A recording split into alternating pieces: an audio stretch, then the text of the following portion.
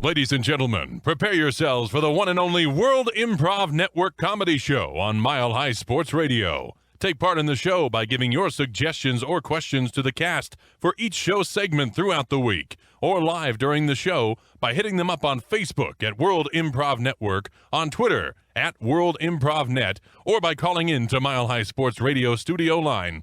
Now, enjoy the show. It's local. It's global. You're listening to Win World Local News. Win World Local News on Mile High Sports Radio. I'm Potter Smith. Breaking news into the Win World Local News Sports Desk from Win Sports reporter Kangaroo Andy, who's under the Eiffel Tower for the 2016 Vogue French Kissing Championships. How's the competition, Andy? Hey, thanks a lot, Patter.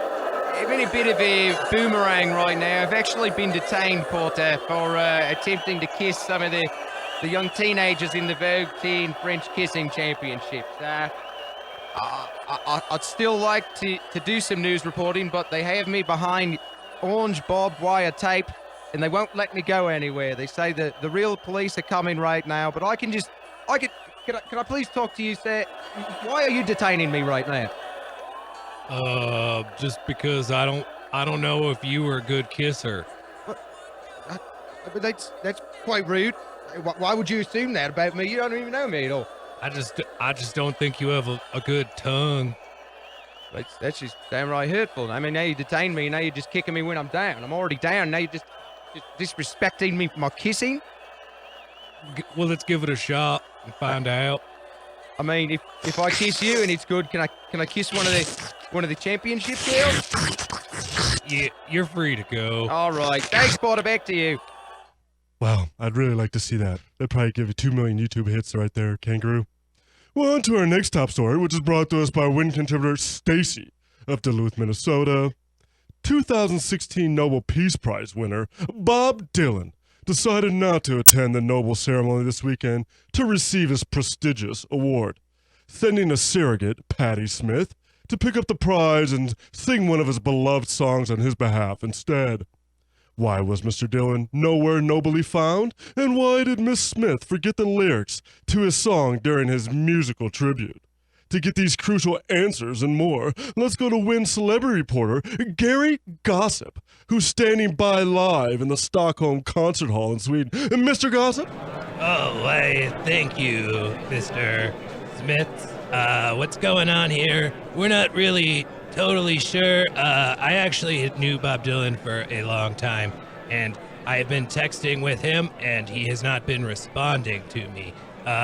I talked to Jimmy from the National Enquirer, and he said that he heard from Ben over at TMZ that Dob Dylan has actually been planning some big things, therefore he is too busy. One idea floating around that we believe to be going on is that he is rebooting The Simple Life with Paris Hilton and Nicole Richie. We don't know really if he's investing money in that, but there is a lot of speculation that he will be reuniting those two for the good of the world, especially the United States of America. As far as Dylan not being able to sing his own song, Patti Smith is not a good vocalist, let alone a lyricist. So she just slaughtered all of Bob's wonderful, wonderful lyrics. I don't think she cares, honestly. I don't think that she really wanted to have Dob Dylan win the award. I think that she believed that should have gone to Kanye West. However, it is what it is, and we're really hoping that Bob's just gonna be okay. We know he's had some issues with drugs in the past, and the hotel rooms here in Stock, they're very, very nice. Gold-plated bathtubs, and if he just took a long bath, that might be it. We don't know where he is. We hope he's okay. And if they reboot The Simple Life, then good. I hope he makes a lot of money and makes Nicole and Paris very, very happy. Thank you, Mr. Smith. Back to you. Wow, excellent reporting there. Excellent reporting, Gary. Way you always get the inside scoop. Well, on to our next breaking story, which is brought to us by Win contributor Raleigh from Winnipeg, Canada.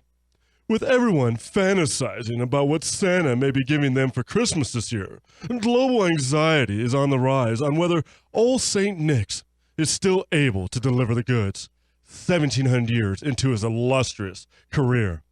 What signs is Santa giving off to sound the alarm bells, and what should be done to ensure he can still perform his mandated holiday duties?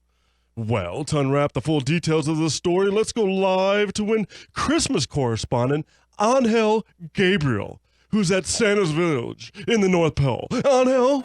Gracias, Potter. Thank you very much.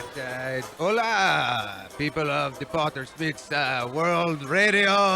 Yes, excited to be back at the North Pole. As my yearly duties are to come here to the North Pole and report on Santa Claus. This year, however, the snow is not falling on the North Pole.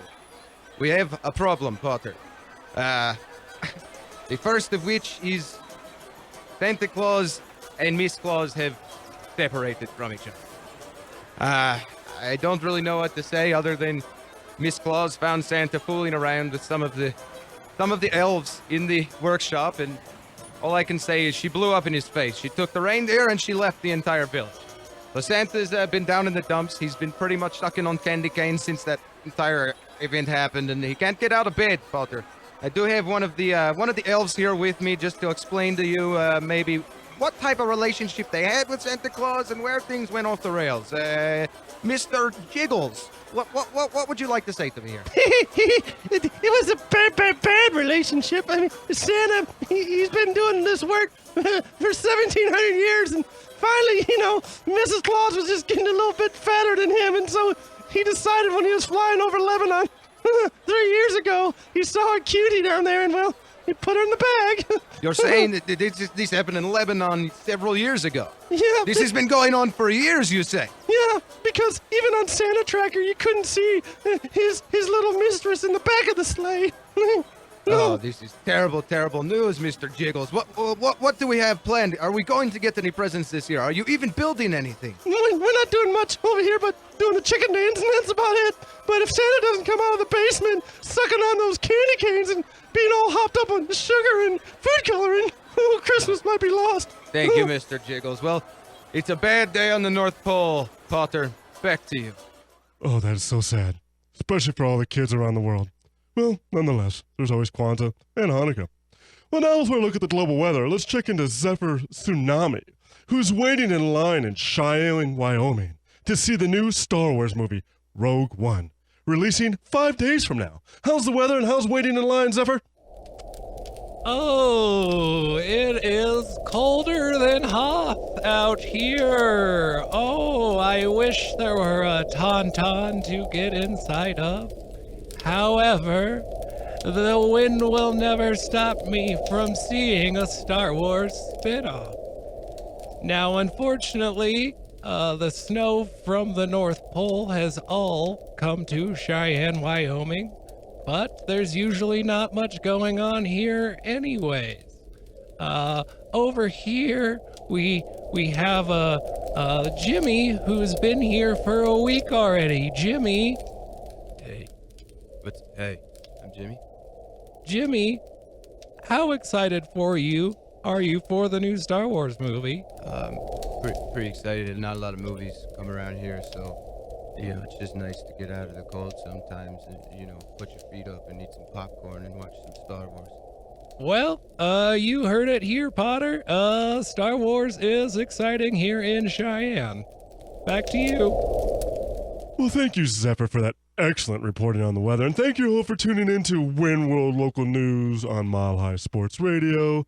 I'm Potter Smiths. Stay tuned for Community Court next on the World Improv Network.